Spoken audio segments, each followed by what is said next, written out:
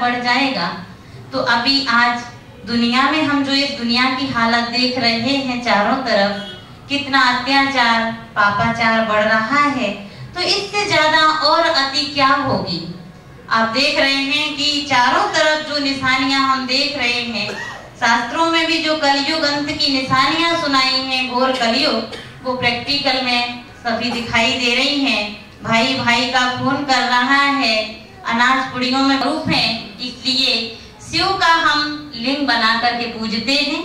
सभी के हमने शरीर देखे हैं मंदिरों में यादगार देवी देवताओं के, लेकिन परमात्मा शिव का हम लिंग बनाते हैं, जिसको शिवलिंग या ज्योतिर्लिंग कहते हैं।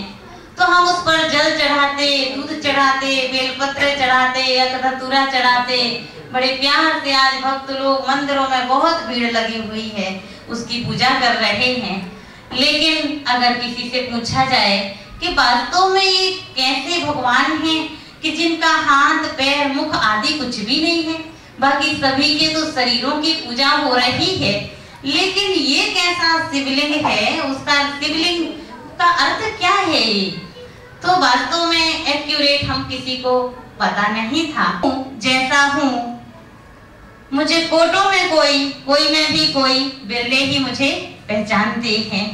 तो वास्तव में भगवान निराकार ज्योति स्वरूप है, उसका अपना कोई शरीर नहीं है, जो हम सभी आत्माओं के पिता हैं। तो जैसे आत्मा एक चमकते हुए सितारे के समान है, जो इस शरीर को चलाने वाली चैतन्य शक्ति है, एक ऊर्जा है जो शरीर को चलाती है, जो हमें दिखाई नहीं देती, लेकिन जिसके निकलते ही इस शरीर की वैल्यू समाप्त हो जाती है।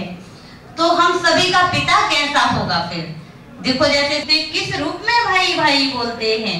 शरीरों का पिता सबका अलग अलग है, लेकिन आत्माओं का पिता सबका एक है, चाहे वो कोई भी धर्म की आत्मा हो। धर्म हमने यहाँ आकर बना लिए, वास्तव में सभी आत्माओं का घर भी एक है ऊपर, और परमात्मा का घर भी वही है। हम वहां से इस सृष्टि मंच पर खेल खेल रहे हैं, आकर के धर्म को भी भूल गए, अपने सच्चे पिता को भी भूल गए, और स्वयं को भी भूल गए कि मैं कौन हूँ। हम समझ करके चलते हैं। आज कोई सोचता है कोई जज है, कोई बैरिस्टर है, मैं वकील हूँ, मैं ये हूँ, मैं वो हूँ, मैं डॉक्टर हूँ। ये तो पोस्ट पोजीशन है सब यहाँ की, लेकिन वास्तव में शरीर का कोई नाम भी बताता है तो वो शरीर का नाम है। लेकिन वास्तव में मैं कौन हूँ? शरीर को तो हम मेरा कहते हैं, तो मेरी तो एक वस्तु हो गई, मैं कोई अलग हो गई ना वास्तव में। तो मैं कौन हूँ? इस शरीर को चलाने वाली एक चैतन्य शक्ति, एक ज्योति स्वरूप आत्मा हूँ। और आत्माओं का पिता परमात्मा है, इसलिए शिव का कोई माता पिता नहीं है, क्योंकि शिव परमात्मा हम मनुष्य आत्माओं की भांति धरा पर जन्म और मृत्यु का चक्र नहीं लगाते। और परमात्मा हम उसी को कह सकते हैं जो सृष्टि पर जन्म मरण के चक्र से न्यारा हो, जो सर्वोच्च हो, जिसका कोई माता पिता टीचर परमात्मा कह सकते हैं। तो वो परमात्मा शिव जो निराकार ज्योति स्वरूप है, यादगार जिसका हमने बनाया शिवलिंग के रूप में, तो अपना कार्य कैसे करे भगवान धरती पर आकर, हमारे से मिले कैसे, हम आत्माएं से हम बात कैसे करेंगे, उससे मिलेंगे कैसे और वो ज्ञान कैसे दे। हमने बताया भगवान को हम कहते ज्ञान का सागर, और इतनी महिमा है तो प्रैक्टिकल में एक्ट करीब होगी, तो एक्ट कैसे करेगा? बिना शरीर के भगवान एक्ट कैसे करेगा? इसलिए भगवान को धरती पर आकर अपना कार्य करने के लिए मनुष्य तन का आधार लेना पड़ता है। तो परमान में अनेक प्रश्न थे ईश्वर के बारे में, और बहुत भक्ति पूजा करते थे। एक दिन सन 1937 में अचानक ही जब उनके घर में गुरु सत्संग करा रहे, उनके तन में प्रवेश करके उनके द्वारा इस सृष्टि रचना का कार्य शुरू किया और उनको एक नया अलौकिक नाम दिया, प्रजापिता ब्रह्मा। इसलिए आज हम कहते हैं ब्रह्मा द्वारा सृष्टि की रचना हुई। तो वो कब हुई रचना और कौन सी सृष्टि की रचना हुई, वो प्रैक्टिकल समय चल रहा है।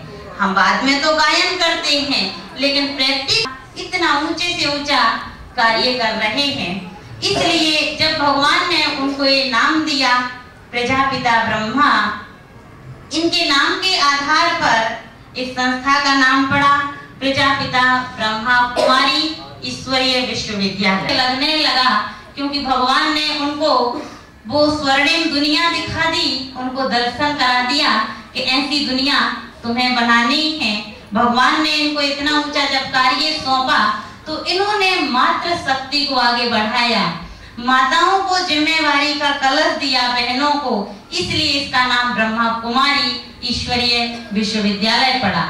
लेकिन यहाँ भाई भी आकर के ज्ञान ले सकते हैं, आते भी हैं। ऐसा नहीं है कि इसका नाम ब्रह्मा कुमारी है तो बहनें ही ज्ञान ले सकती है। मान लो कोई पंखे का नाम उषा होता है तो क्या उसमें भाई हवा नहीं ले सकते? इसी आधार से भले इसका नाम ब्रह्मा कुमारी पड़ा, बहनों को आगे रखा, लेकिन पांडव शिव शक्ति पांडव सेना ये भी गायन है। शिव शक्ति के साथ पांडव भी भगवान ने सेवाओं में साथ दिया जाता है। वो 4 विषयों का ज्ञान दिया जाता है, 4 सब्जेक्ट हैं। आध्यात्मिक ज्ञान जिसके अंतर्गत स्वयं का परिचय, ईश्वर का सत्य परिचय और कर्मों का ज्ञान। उसके बाद दूसरा विषय है कि परमात्मा को हम याद कैसे करें, उससे संबंध कैसे जोड़ें, जिसको हम कहते हैं सहज राजयोग। तीसरा विषय है धारणा कि हम अपने जीवन में अच्छे गुणों को धारण कैसे करें। हमारे अंदर वास्तव में सारे गुण समाहित हैं, हमें उनको केवल इमर्ज करना है अपने अंदर से गुणों को, ये बाहर से नहीं लाना है गुण। आत्मा शांत स्वरूप है, प्रेम स्वरूप है, और इस आत्मा के अंदर जो इस शरीर में है, एक समय ये आत्मा देवता थी। परमात्मा ने याद दिलाया कि सतयुगी दुनिया में आप आत्माएं देव स्वरूप में थे, इसलिए आज देवी देवताओं के भी अनेक मंदिर बने हुए हैं। और हम कहते हैं जो इस समय इन शरीरों में हो, यही आत्माएं उस समय जब दैवी गुणों से भरपूर थी आप, तो आप ही देवता कहलाते थे। इस धरा पर श्री लक्ष्मी और नारायण का राज्य था। ये भारत भूमि स्वर्णिम भूमि थी, सोने की दुनिया थी। धीरे धीरे समय बदलता गया, आप आत्माएं धीरे धीरे बुराइयों में फंसती गई और आज मैली हो गई आत्माएं। शक्तिहीन हो गई और अपने ही जड़ चित्रों के आगे, देवी देवताओं के आगे मांगने लगे, अपने को हीन समझने लगे, अपने को भूल गए।